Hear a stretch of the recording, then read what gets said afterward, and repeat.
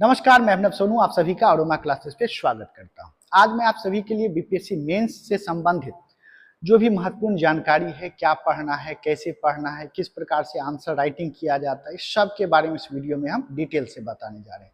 बहुत सारे बच्चे बीपीएससी की तैयारी तो शुरू कर देते हैं, लेकिन बीपीएससी का मतलब केवल वो प्रीलिम समझते हैं। वो ऑब्जेक्टिव बेस्ड एग्जामिनेशन की तैयारी करते हैं, एमसीक्यू बेस्ड तैयारी करते हैं, लेकिन जब मेंस में आते हैं तो अपने आंसर को स्पष्ट रूप से लिख नहीं पाते हैं, जिसके कारण क्या होता है, उनको अंतिम रूप से चयन नहीं हो पाता है। क्योंकि बहुत सारे बच्चे अभी भी वन लाइनर पढ़ के सिर्फ पीटी पास कर रहे हैं। असली परीक्षा आपका मेंस है, इसलिए इसको मुख्य परीक्षा कहा जाता है।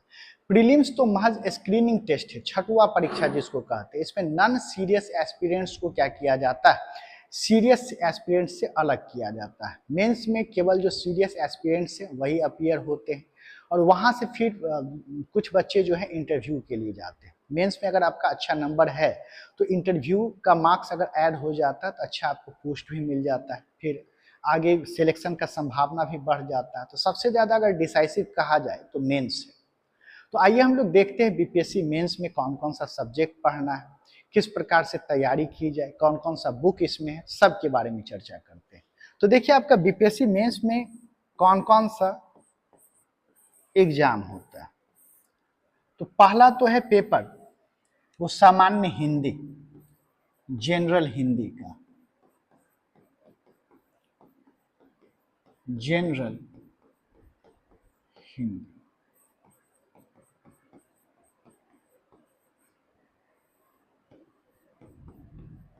सामान्य हिंदी ये आपका क्वालिफाइंग नेचर का होता है। इसमें सिर्फ आपको क्या करना है, क्वालिफाई करना है, इसका मार्क्स नहीं जुटेगा। दूसरा हमारा जो होता है ये है general studies paper 1, general studies paper 1, जिसको हम कहते हैं जीएस पेपर। ये 300 मार्क्स का रहता है।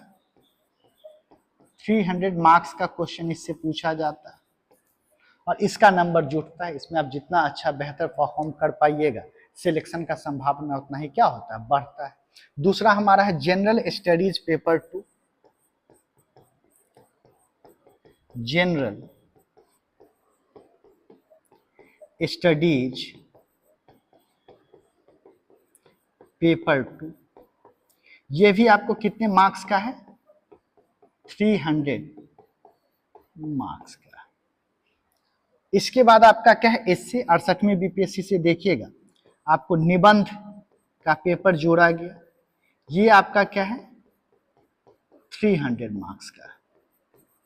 तो मेन आपको जो है जहां पे आपको स्कोर करना है, जहां से सिलेक्शन का संभावना बढ़ता है, ये आपका कौन है, जीएस पेपर 1, जीएस पेपर 2 और एसए। लेकिन आप सामान्य हिंदी को इग्नोर कीजिएगा, अगर आप उसमें क्वालिफाई नहीं कर पाइएगा तो अदर सेक्शन चेक नहीं किया जाएगा। और 68वीं बीपीएससी से पहले अगर देखा जाए तो ऑप्शनल सब्जेक्ट का भी बहुत ज़्यादा वेटेज था। ठीक है, ऑप्शनल सब्जेक्ट में भी आप जितना ज़्यादा स्कोर करते उतना बेहतर आपका क्या होता, सिलेक्शन का संभावना बढ़ता। ठीक है, और डिस्क्रिप्टिव नेचर का होता था।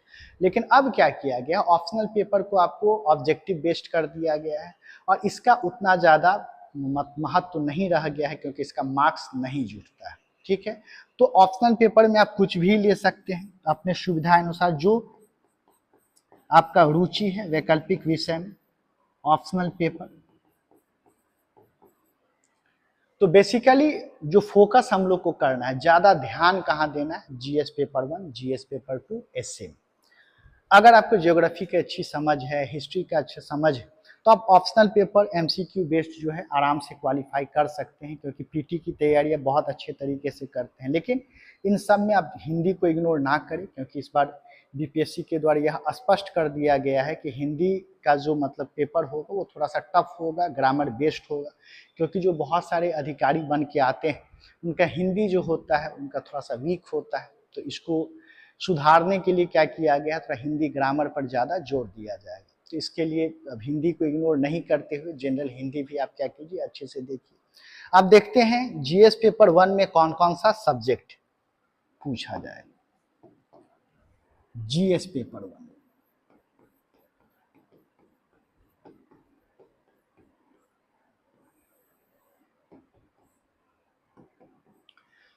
पहला तो आपका रहता है आधुनिक इतिहास,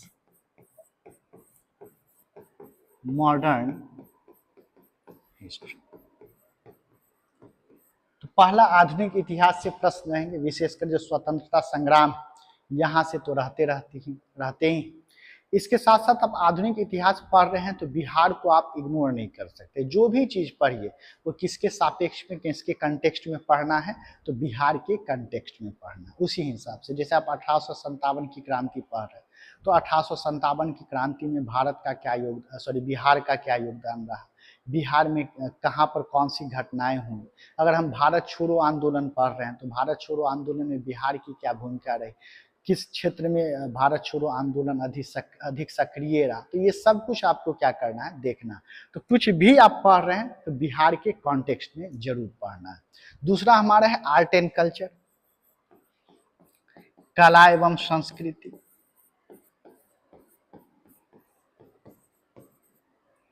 आर्ट एंड कल्चर में जैसे देखिएगा आपको बौद्ध कला हो गया, फिर जैन कला हो गया, पाल कला हो गया, मौर्य कला हो गया। इस सब से प्रश्न आपको रहता है। मौर्य काल के दौरान जो भी स्थापत्य कला रहा उसके बारे में पूछा जाएगा। बौद्ध धर्म से संबंधित जो भी स्थापत्य कला रहा उसके बारे में पूछा जाएगा। जैन से संबंधित जो भी आर्किटेक्चर स्थापत्य कला रहा उससे पूछा जाता है। बिहार का जो स्थानीय कला है उससे प्रश्न आपको पूछा जाता है। इस पर भी आपको क्या करना है, अच्छे से अध्ययन करना है। इस विषय को आप इग्नोर नहीं कर सकते हैं क्योंकि जीएस पेपर 1 है। जितना बेहतर आप स्कोर करेंगे उतना सिलेक्शन का संभावना बढ़ता है, उतना अच्छा पोस्ट भी आपको मिलता है। अगला इसमें आपको क्या पढ़ना है, तीसरा current affairs. Current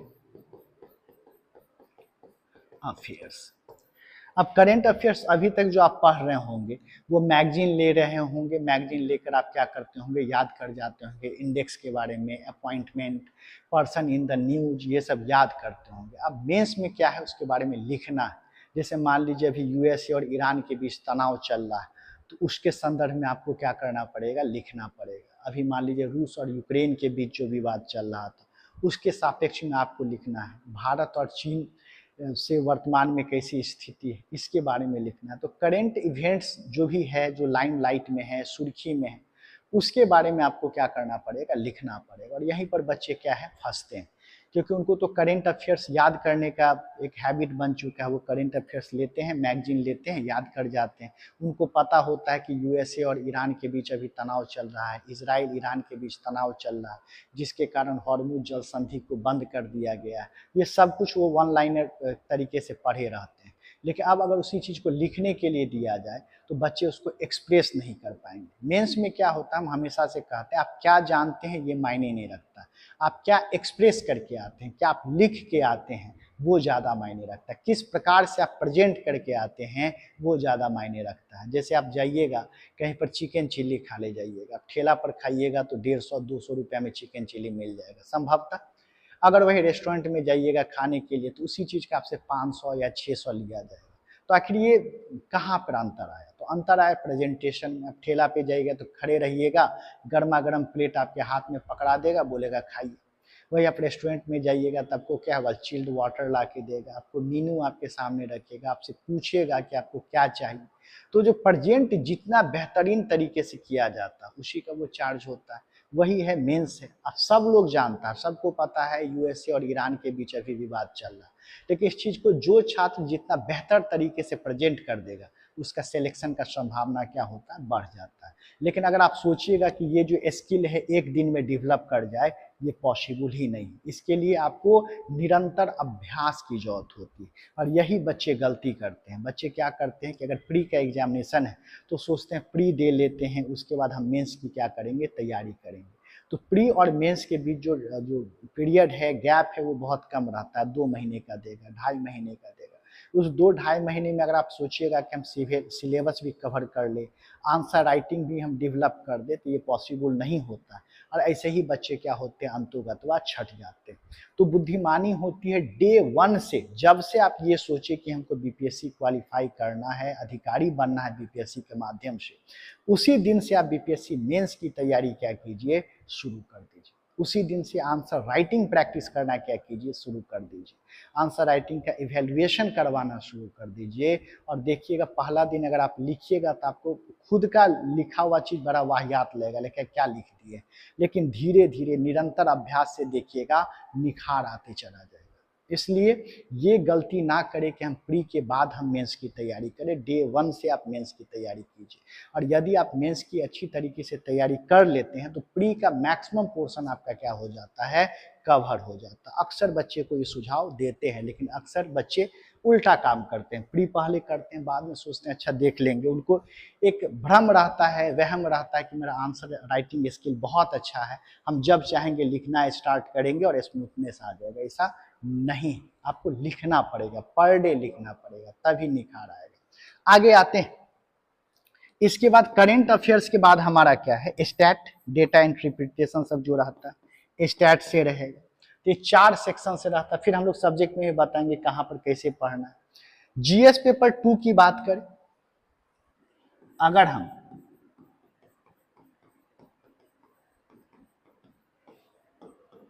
general studies paper 2 की बात करें तो इसमें पहला पढ़ना है भारतीय राज्य व्यवस्था, इंडियन पॉलिटी, इंडियन पॉलिटी, ठीक है। लक्ष्मीकांत दी बेस्ट बुक, जितना बेहतरीन तरीके से आप पढ़ जाइए वो अच्छा है, लेकिन Laxmikanth line by line command करना थोड़ा कठिन होता है, आप पढ़ लीजिएगा फिर भूल जाइएगा, है ना। तो इंडियन पॉलिटी। दूसरा आपका है Indian economy and geography, Indian economy and geography, भारतीय अर्थव्यवस्था और भूगोल। अब ये क्यों, दोनों को साथ क्यों लिखे? अगर आप ज्योग्राफी पढ़े होंगे, प्री के लिए तैयारी कर रहे होंगे, या भी आप इनिशियल फेज में होंगे, तो बहुत सारा ऐसा चैप्टर है जो इकोनॉमिक्स और ज्योग्राफी में कॉमन होता है। जैसे एग्रीकल्चर, कृषि, ये एग्रीकल्चर आपको ज्योग्राफी में भी पढ़ना है और इकोनॉमिक्स में ही पढ़ना है। इंडस्ट्रीज, उद्योग, ये आपको ज्योग्राफी में भी है और इकोनॉमिक्स में भी है। परिवहन, ट्रांसपोर्टेशन, ये दोनों जगह मिलेगा। तो ये सब जो चैप्टर है इसको कहाँ पूछा जाता है, जीएस पेपर 2 में, जो ज्योग्राफी और इकोनॉमिक्स दोनों में क्या होता है, आपका कॉमन है। लेकिन क्या है, आप कृषि देख लीजिए, सरकार का जो अधिकांश योजना है वो कृषि से ही संबंधित है, उद्योग से संबंधित मिलेगा। इतना सड़क बन रहा है, इतना यातायात का सुविधा बढ़ रहा है, तो जो भी पॉलिसी है ट्रांसपोर्टेशन से संबंधित होता है। तो अब एग्जाम में क्या किया जाता है, इकोनॉमिक्स और ज्योग्राफी के साथ साथ करंट अफेयर्स को क्या किया जाता है, मिला दिया जाता है। अब पूछ देगा एमएसएमई में सरकार के द्वारा, एमएसएमई में सुधार के लिए सरकार के द्वारा कौन कौन से कदम चलाए गए। अब आपको तो पहला पता होना चाहिए एमएसएमई होता क्या है, ठीक है, वर्तमान में कितने लोग इससे क्या है, लाभान्वित है। इसका फिर करंट अफेयर्स का पोर्शन आपको पता होना चाहिए कि सरकार कौन कौन सा पॉलिसी लाए, कौन कौन सा घोषणा की है। तो इस प्रकार से आपके माइंड से खेला जाता है। ये देखा जाता है कि जो छात्र हैं कितना जागरूक हैं, कितना अपने इन्वायरमेंट से, अपने चारों तरफ के न्यूज़ से वह क्या है, आपको जागरूक हैं। क्योंकि आप अधिकारी कल को बनिएगा तो डल माइंड वाला अधिकारी नहीं बनता, उनको पूरा एक्टिव रहना पड़ता है। क्योंकि सारे तरफ के न्यूज़ से, क्योंकि आपको जिला चलाना, आपको सब डिवीजन चलाना, अगर आप ही इनएक्टिव रहिएगा, निष्क्रिय रहिएगा, तो फिर जिला कैसे चलेगा। इसलिए आपके मेंटल स्ट्रेंथ को, मेंटल एक्टिविटी को क्वेश्चन के माध्यम से क्या किया जाता है, जज किया जाता है। तो उसी हिसाब से तैयारी करनी। आपको डे 1 से सोचना है कि हम अधिकारी हैं और हमारे सामने कृषि योजना दे दिया गया, हमारे सामने उद्योग का योजना दे दिया गया, इस सब को अच्छे से क्या करना है, पढ़ना है। तीसरा जो सेक्शन होता है ये है आपका science and tech. Science and tech. अब साइंस एंड टेक देखिए, साइंस में क्या पढ़ना है, फिजिक्स, केमिस्ट्री, बायो, जो आप 9th में पढ़े होंगे, 10th में पढ़े होंगे, 11th में या 12th में, ये साइंस में आता है। फिर साइंस एंड टेक्नोलॉजी क्या है, तो जो भी रिसेंट डिस्कवरीज और इन्वेंशंस हुआ है, जो भी खोज और आविष्कार हुआ है इस वर्ष में, 1 साल से लेकर 1.5 साल में, उस सब से संबंधित प्रश्न जो है आपसे क्या किया जा सकता है, पूछा जा सकता है। और फिर वही है, ऑब्जेक्टिव बेस्ड तो है नहीं कि आप ऑप्शन देखिएगा और आपको याद आ जाए। ठीक है, जैसे बार बार पूछा जाता है कि ड्रोन तकनीक का बिहार के कृषि में किस प्रकार से योगदान है ना, तो आपको पता होना चाहिए ड्रोन तकनीक क्या है, किस प्रकार से बिहार में कृषि में इसका उपयोग किया जा रहा है। तो इस प्रकार से आपसे क्या किया जाता है, पूछा जाता है, और इसके लिए आपको इन डेप्थ नॉलेज होना चाहिए, आपको गहन अध्ययन की जरूरत होती है। अब बहुत सारे बच्चे इस हिसाब से पढ़ते हैं कि एग्जाम में ऑप्शन देखेंगे तो याद आ जाएगा और टिक लगा देंगे, लेकिन भाई डिस्क्रिप्टिव में कहीं ऑप्शन नहीं होता, वहाँ पे आपको लिखना ही पड़ेगा, और लिखने के कला से एग्जामिनर पकड़ लेगा कि आप बात को घुमा रहे हैं या आपके पास कंटेंट है। ठीक है, बहुत अनुभवी होते हैं वो लोग, आपका 4 लाइन पढ़ेंगे 5 लाइन पढ़ेंगे वो पकड़ लेंगे कि गोल गोल घुमाने के लिए लिखा है या कंटेंट वास्तव में इन डेप्थ नॉलेज है इस छात्र के पास। तो इसके लिए आपको कंटेंट इनरिच करना पड़ेगा, लेकिन वही सोचिएगा 2 महीना में कंटेंट इनरिच हो जाए, पॉसिबल नहीं है। 1.5 साल का हम साइंस एंड टेक को पढ़ ले, जितना डिस्कवरी इन्वेंशन है पढ़ ले, पूरा करेंट अफेयर्स पढ़ ले, पॉसिबल ही नहीं है। आपको हर दिन करना पड़ेगा। हम लोग शिक्षक हैं, टीचर हैं, तो हम लोगों को भी अपडेट रहना पड़ता है। कोई रिसेंट इन्वेंशन हुआ होगा, हो सकता है हमको नहीं पता, हमको भी अध्ययन करना पड़ेगा, पढ़ना पड़ेगा, उसमें छात्र के लिए जो जरूरी कंटेंट है उसको निकालना पड़ेगा। आज 2 दिन पहले वेनेजुएला में जो भूकंप आया, अब आया तो क्या कारण था कि भाई कम समय अवधि में देखिए 2-2 बार भूकंप आ गया, तो हम लोगों को भी अपडेट रहना पड़ता है। जब तक अपडेट नहीं रहेंगे आपको हम कहाँ से बताएंगे। ऐसा तो नहीं है कि वेनेजुएला के जो प्रशासक है हमको कॉल करके सारा डिटेल बतला देंगे, हमको खुद भी अध्ययन करना पड़ेगा। तो सब सोचिए, जब शिक्षक हो के हमको अपडेट रहना पड़ता है, तो आप लोग तभी छात्र हैं, आपको तो बहुत कुछ पढ़ना है। मॉडर्न हिस्ट्री भी पढ़ना है, आर्ट एंड कल्चर भी पढ़ना है, पॉलिटी भी पढ़ना है, स्टैट भी प्रैक्टिस करना है, साथ साथ प्री की भी तैयारी करनी है। तो हम डरा नहीं रहे, आपके सामने बस आईना रख रहे हैं कि ये वहम हटा दीजिए अपने दिल से कि हमारे पास पर्याप्त समय है और जब चाहेंगे तब से मेंस की तैयारी शुरू कर देंगे।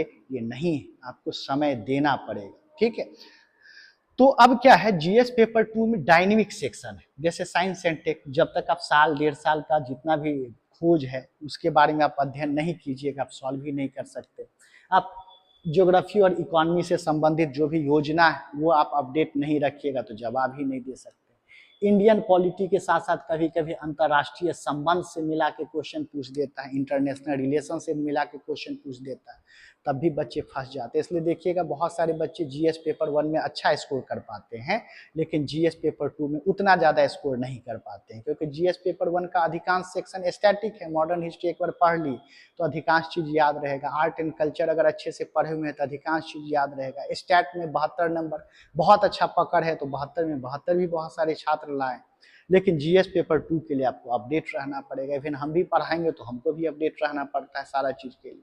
तो जीएस पेपर 2 थोड़ा सा क्या है, डायनेमिक। इसके अलावा एसए भी जानते होंगे कि 2 पार्ट में, एक तो आपको मतलब सोसाइटी से संबंधित या करेंट इशू से संबंधित रहता है, दूसरा जो होता है बिहार में जो आपका मुहावरा है उससे संबंधित क्या किया जाता है, सवाल पूछा जाता है। तो उसके लिए भी आपको लिखने की जरूरत होती है। एसए से आपका कंप्रीहेंशन और राइटिंग स्किल चेक किया जाता है कि कितना बेहतर आप क्या कर सकते हैं, अपने आप को एक्सप्रेस कर सकते हैं, व्यक्त कर सकते हैं। ठीक है, तो अब देखिए क्या है मॉडर्न हिस्ट्री में क्या है। पहला जीएस पेपर 1 में जो आधुनिक इतिहास है, पहला आपका क्या है, मॉडर्न हिस्ट्री। तो अब कहिएगा हम पीटी में तो मॉडर्न हिस्ट्री पढ़े ही हैं, उससे काम चल जाएगा, तो बिल्कुल काम चलेगा, लेकिन थोड़ा ही काम चलेगा। इसमें एडिशनल क्या पढ़ना पड़ेगा, अतिरिक्त क्या पढ़ना पड़ेगा, तो आपको 1947 के बाद का भी कुछ घटनाक्रम पढ़ना पड़ेगा, पोस्ट इंडिपेंडेंस। इससे संबंधित भी आपको सवाल क्या है, जानना पड़ेगा। जनरली हम लोग जब प्री की तैयारी करते हैं तो 1947 में जब भारत आज़ाद हो जाता है उसके आगे का घटनाक्रम हम लोग नहीं पढ़ते हैं, लेकिन मेंस में क्या है, पोस्ट इंडिपेंडेंस से भी सवाल पूछ दिए जाते हैं कि पंचवर्षीय योजना क्यों लाया गया, आखिर क्या देश में हालात थी, पंचवर्षीय योजना का प्रमुख अभिलक्षण क्या है। इस प्रकार से बहुत सारा क्वेश्चन क्या करता है, बना देता है। तो 1947 के बाद का जो घटनाक्रम उसको भी आपको पढ़ना है। इसके अलावा क्या रहता है, 3 चीज पढ़ना है आपको, गांधी, नेहरू एंड टैगोर। गांधी, नेहरू एंड टैगोर, इसमें हम लोग को क्या अध्ययन करना है, एक स्पेक्ट्रम की बुक भी आती है गांधी, नेहरू, टैगोर करके, गांधी जी के थॉट, गांधी जी के विचार के बारे में अध्ययन करना है, नेहरू जी के विदेश नीति के बारे में अध्ययन करना, और टैगोर जी के साहित्य से संबंधित प्रश्न पूछा जाता तो उसका अध्ययन करना। तो इसके लिए एक अलग बुक ही आता है स्पेक्ट्रम का, आपको पूरा पढ़ना पड़ेगा गांधी जी का क्या विचार था। तो सामान्यतः जब हम प्री की तैयारी करते हैं तब क्या करते हैं, हम गांधी जी के जीवनी के बारे में पढ़ लेते हैं, गांधी जी का स्वतंत्रता संग्राम में क्या योगदान रहा है उनके बारे में पढ़ लेते हैं, ठीक है। लेकिन अब गांधी जी का क्या विचार था, ठीक है, लघु एवं कुटीर उद्योग के लिए उनका क्या विचार था, महिला सशक्तिकरण के लिए उनका क्या विचार था, जाति प्रथा के लिए उनका क्या विचार था, ठीक है, लोकल सेल्फ गवर्नमेंट जो है स्वशासन के लिए उनका क्या विचार था। इस सब पर से भी सवाल बनाया जाता और आपसे पूछा जाएगा और आपको लिखना पड़ेगा। तो यहाँ पे बच्चे पढ़ के नहीं जाते हैं तो यहाँ फंस जाएंगे। नेहरू जी की क्या विदेश नीति थी, हम लोग पंचशील योजना के बारे में पढ़ते हैं, जम्मू कश्मीर के साथ जो ट्रीटी हुआ वो पढ़ते हैं, लेकिन किस प्रकार से किया गया, किन हालातों में किया गया, कौन कौन सा युद्ध हुआ, किस नीति के तहत भारत को मजबूती प्रदान की गई, गुट निरपेक्ष आंदोलन आप पढ़ते होंगे, तो वो सब नेहरू जी का कौन कौन सा फॉरेन पॉलिसी था ये सब आपको पढ़ना पड़ेगा। इसके अलावा जो रविन्द्रनाथ टैगोर थे इनका साहित्य लिटरेचर से संबंधित प्रश्न पूछा जाता है तो ये आपको एक्स्ट्रा पढ़ना पड़ेगा। तो ये वहम में नहीं रहना है कि हम प्री में मॉडर्न हिस्ट्री बहुत अच्छे से पढ़ लिए हैं तो मेंस में अब पढ़ने की आवश्यकता नहीं है, आपको अतिरिक्त पढ़ना ही पड़ेगा, ठीक है। ये चीज़ हम लोग ध्यान रखेंगे मॉडर्न हिस्ट्री के बारे में। तो पोस्ट इंडिपेंडेंस के लिए भी बुक आता है, गांधी नेहरू टैगोर के लिए भी क्या है बुक है, आप अध्ययन कर सकते हैं। अगर हम आर्ट एंड कल्चर की बात करें तो आर्ट एंड कल्चर के लिए जो भी आपको मौर्य कला है या स्थापत्य कला सबको पढ़ना रहता है, ठीक है। तो इसके लिए भी आपको क्या है नितिन सिंघानिया की बुक आती है, लेकिन उतना डिटेल आपको नहीं जाना है। जो हम लोग के द्वारा नोट्स प्रोवाइड करवाया जाता है या पढ़ाया जाता है वो आप लोग के लिए क्या होता है सफिशियंट होता है, पर्याप्त होता है, अलग से मेहनत करने की जरूरत नहीं होती। इंडियन पॉलिटी के लिए लक्ष्मीकांत तो बाइबल माना जाता है, उसका लाइन बाय लाइन आप अच्छे से पढ़ जाइए। अगर कुछ कॉन्स्टिट्यूशन का पोर्शन है तो डी बासु की जो बुक आती है उसको आप अच्छे से क्या कर सकते हैं अध्ययन कर सकते हैं। अब है कि इतना डिटेल भास्ट सिलेबस है, इसको अध्ययन कैसे करें, पढ़े कैसे, तो आप खुद दिल से पूछे कि क्या ये 2 महीने का सिलेबस है। आप जो मन में ये बैठा के चलते हैं कि 2 महीना में हो जाएगा, कभी पॉसिबल नहीं। टीचर भी टीचर ही होते हैं बाबू, कोई जादूगर नहीं होते, उनको भी समय लगता है अच्छे से समझा के इन डेप्थ पढ़ाने में। अगर कोई टीचर आपसे ये वादा कर रहे हैं कि हम 1 महीना 1.5 महीना 2 महीना में पढ़ा देंगे तो वो अपना समझिए प्रोफेशनलिज्म है। क्या होगा, वो 10 टीचर रख के 10 सब्जेक्ट एक दिन में शुरू कर देंगे, 1.5 महीना में सिलेबस तो हो जाएगा, लेकिन पता चला पॉलिटी पढ़े तो ज्योग्राफी भूल गए, ज्योग्राफी पढ़े तो आर्ट एंड कल्चर भूल गए, और जब सब कुछ याद है तो लिखना किस प्रकार से है ये पता नहीं चल रहा। तो तैयारी की सही रणनीति यही होती है कि आज से ही मेंस की तैयारी शुरू कर दीजिए और आज से ही आंसर राइटिंग प्रैक्टिस करना क्या कीजिए शुरू कर दीजिए। इसलिए देखिएगा अरोमा क्लासेस में हम लोग मेंस का बैच बहुत पहले से ही स्टार्ट करते हैं, ताकि अगर हम लोग स्लो भी चले धीरे धीरे भी चलेंगे तब भी क्या होगा, समय से पहले एक अच्छे मजबूत पकड़ स्थापित कर सकते हैं। कहा जाता है ना कि गलत रास्ते पर आप कितना भी तेजी चलिएगा मंजिल नहीं मिलेगी, सही रास्ते पर अगर हम धीरे धीरे भी चलते हैं तो मंजिल मिल जाती है। अगर हम स्टार्टिंग से बहुत पहले से अगर मेंस के लिए धीरे धीरे भी पढ़ाई करें, आप एक दिन का 90% हिस्सा प्री के लिए लगा दीजिए, मात्र 10% आप मेंस के लिए भी लगाइएगा ना, तब भी अच्छी तैयारी हो जाएगी, ठीक है। प्री के बाद फिर 90 क्या हम 100% मेंस के लिए लगा देंगे। ये होता है रणनीति, ऐसी होनी चाहिए। बहुत सारे बच्चे का होता है कि 1 महीने बाद एग्जाम है, प्री का है, अभी मेंस का क्यों ले भाई। 90% आप प्री में दीजिए, 10% हम एक लेक्चर देख लेते, हम आंसर राइटिंग एक प्रैक्टिस कर लेते, ठीक। तो ये जरूर करना चाहिए। तो इसी को देखते हुए हम लोग जो अरोमा क्लासेस में बीपीएससी मेंस का बैच ला रहे हैं, ठीक है। और यह बीपीएससी मेंस का बैच कल यानी कि 28 तारीख संडे से स्टार्ट हो जाएगा, बीपीएससी मेंस, ठीक है। ये ऑनलाइन बैच है।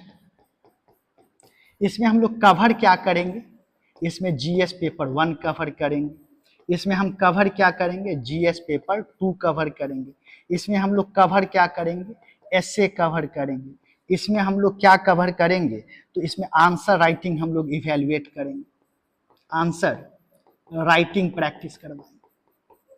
तो कहिएगा अरोमा क्लासेस बहुत सारा ऐसा है। तो पिछले 10 साल 12 साल से हम लोग क्या कर रहे हैं बीपीएससी के लिए मेंटरशिप कर रहे हैं। बहुत सारे बच्चे हमारे वर्तमान में अधिकारी बन चुके, बहुत सारे बड़े प्लेटफॉर्म पे पढ़ा भी चुके। लेकिन उस बड़े प्लेटफॉर्म पे पढ़ाने पर क्या एहसास हुआ कि वो बड़ा प्लेटफॉर्म सिर्फ बच्चे का एडमिशन लेने तक ही क्या है सीमित है। एक बार बच्चे का एडमिशन हो गया, उसका बच्चे का डाउट क्या है, बच्चे ठीक से पढ़ रहे हैं नहीं पढ़ रहे हैं, समझ रहे हैं नहीं समझ रहे हैं, उनसे कोई मतलब नहीं होता। उनको सिर्फ मतलब होता है कि 10 टीचर रख कर सिलेबस कर देना है, हो गया। कल को आप उनको क्लेम भी नहीं कर सकते हैं कि सिलेबस नहीं। ठीक है, बहुत बार तो उनका आंसर राइटिंग इवेल्युएट ही नहीं किया जाता। जब मेंस का एग्जाम आएगा तो 20 दिन 25 दिन 30 दिन पहले मेंस आंसर राइटिंग प्रोग्राम चलाएंगे, उसमें बच्चे भेड़िया धसान वहां जाएंगे, प्रैक्टिस करेंगे, और कल को आप अपनी मेहनत से रिजल्ट लाते हैं तो लोग शो कर देंगे कि भाई हम सालों भर हम ही पढ़ा है। इस चीज को देखते हुए हम लोग क्या करते हैं, डेली आंसर राइटिंग इवेल्युएशन करते हैं कि बच्चे अगर पर डे लिख रहे हैं, अभी शुरुआती दौर में बहुत सारा गलती भी होगा, पर डे लिख रहे हैं उसको इवेल्युएट करके आपको बताया जाएगा कहाँ पर गलती है, क्या है, किस प्रकार से उसको सही किया जाए। इवन टेलीफोनिक, ऑनलाइन ऑफलाइन में कहीं अंतर नहीं, फोन करके बजाते पर्सनल आपको मेंटरशिप दिया जाएगा कि यहाँ पे इस प्रकार से लिखना है, इस प्रकार से स्टार्ट करना है, ताकि आपको डे 1 से आपको आंसर राइटिंग में क्या आ सके, कॉन्फिडेंस आ सके। हजारों की भीड़ में कभी भी पर्सनल मेंटरशिप नहीं दिया जाता है। 50,000 की भीड़ में आप कितने को पर्सनल मेंटरशिप दे पाएंगे? अगर एक बच्चे को हम 5 मिनट भी कॉल करेंगे तो 50,000 का सोच लीजिए कितना दिन लग जाएगा। इसलिए कम बच्चे हों, ज़्यादा सिलेक्टेड हो, ये लक्ष्य होना चाहिए। तो पहला तो ये हमारा है कि पर्सनल मेंटरशिप देंगे, डे टू डे आपका आंसर राइटिंग प्रैक्टिस का इवैल्यूएशन होगा। कहीं डाउट है तो पर्सनली आपसे आपका डाउट क्लियर किया जाएगा, ठीक है, ताकि आप मेंस एग्जाम तक जाते जाते एकदम परफेक्ट बन जाए। ठीक है, इसके अलावा इस पूरे कोर्स का जो फी है एकदम मिनिमम फी मात्र 3500 में, 3500 में आपको पूरा कोर्स मिल रहा है। चाहे वो जीएस पेपर 1 है, जीएस पेपर 2 है या एसए पेपर है, वो पूरा कवर हो रहा है। अगर आप मेंस का बुक भी खरीदिएगा ना, आप लक्ष्मीकांत ले लीजिए, स्पेक्ट्रम ले लीजिए, फिर आप आर्ट एंड कल्चर की बुक ले लीजिए, गांधी नेहरू टैगोर की अलग से बुक ले लीजिए, इंडियन इकोनॉमी और ज्योग्राफी की बुक ले लीजिए, इससे कहीं ज़्यादा पड़ जाएगा। ठीक है, तो ये मात्र 3500 में पूरा कोर्स आपको क्या है मिल रहा है। इसके अलावा यदि कोई बच्चे सिलेक्शन से वंचित रह जाते हैं तो इसका ये जो 3500 रुपया है ये लौटा दिया जाएगा। ठीक है, लेकिन बच्चे को हमारे साथ मेहनत करना पड़ेगा। अब ये नहीं सोचना है कि अच्छा ठीक ही है, सिलेक्शन नहीं हुआ तो 3500 ले लेंगे। हम ये क्यों ना सोचे कि हम और सर मिलके साथ मेहनत करें, हम अधिकारी बने और 3500 की जगह सर से मिलके हम 7000 का मिठाई खिला दे, कपड़ा पहना दे, है ना, ये रहना चाहिए। बहुत सारे बच्चे खुश हो जाते हैं कि भाई 3500 मिल जाए, ये क्यों लक्ष्य रखना है। ठीक, आप 3500 आज पे कीजिएगा, हो सकता है हम खर्च कर दे, वो याद भी ना रहे, लेकिन कल को आप अधिकारी बन के आइएगा, ठीक है, वो लाइफ टाइम याद रह जाएगा। तो हम लोग का लक्ष्य ये रहना चाहिए कि हम और आप मिलकर एक अधिकारी का सपना देखें और अधिकारी बना। ठीक है, तो ये बैच कल से 28 जून से स्टार्ट हो रहा है। इस कोर्स का लिंक हम डिस्क्रिप्शन बॉक्स में दे देंगे। मात्र 3500 में पूरा कोर्स मिल रहा है, जरूर जुड़िए। हम वादा करते हैं बेहतरीन पढ़ाई मिलेगी आपको। आप मेरा नाम अभिनव सोनू है, आप गूगल पे सर्च कर लीजिए। बहुत सारे इंस्टीट्यूट में पढ़ा चुके हैं, अनअकैडमी में भी हम टॉप एडुकेटर रह चुके हैं, वहाँ का भी अनुभव है। मेरे ऑफलाइन क्लासेस से बहुत सारे बच्चे आपको अधिकारी बन चुके हैं, तो ये अनुभव कहीं ना कहीं आपके काम जरूर आएगा। तो जरूर जुड़िए। अरोमा क्लासेस ऐप को आप प्ले स्टोर से डाउनलोड कर सकते हैं, वहाँ पे ये कोर्स मिल जाएगा। यदि आप वहाँ नहीं जाना चाहते हैं तो इस वीडियो के डिस्क्रिप्शन में हम डाल देंगे, वहाँ से आप एडमिशन ले सकते हैं। तो मिलते हैं फिर बीपीएससी के ऑनलाइन मेंस बैच में। बहुत बहुत शुक्रिया, थैंक यू आप सभी का।